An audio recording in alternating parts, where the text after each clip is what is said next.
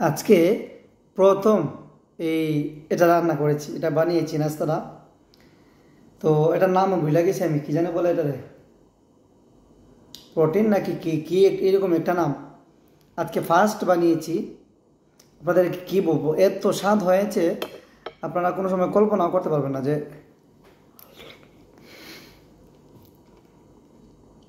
এই মাশাআল্লাহ এটা এত স্বাদ হয়েছে। তো কীভাবে বানাতে হয় আপনাদেরকে আজকে আমি শেখাবো।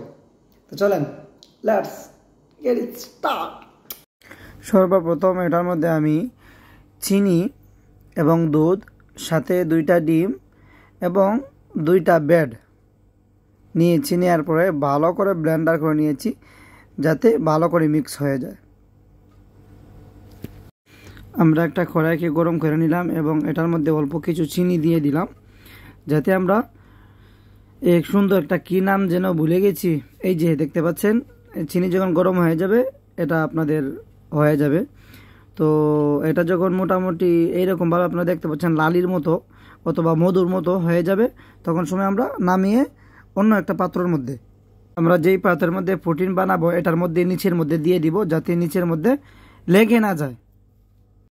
আপনারা দেখতে পাচ্ছেন একটা হাঁড়ির মধ্যে আমি পানি দিয়ে দিয়েছি, এখন গ্যাস চালু করে দিব এবং এটা যখন পানিটা গরম হয়ে যাবে এটার মধ্যখানে আমি প্রোটিনটা যে আছে আমাদের যে মিশ্রণ দুধ ডিম এবং সমস্ত কিছু এটার মধ্যখানের মধ্যে আমি রেখে দিয়ে দিব। 20 মিনিট পর হয়ে যাবে।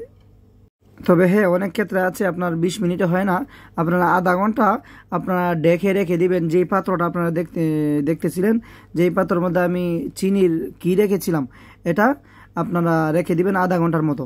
তখন সময় আপনারা যে কোনো কিছু দিয়ে দেখবেন, আপনারা গুঁতা দিয়ে বলেন আর জাহাজ বলেন, এটা চেক করে দেখবেন আপনারা সম্পূর্ণ হয়েছে কিনা।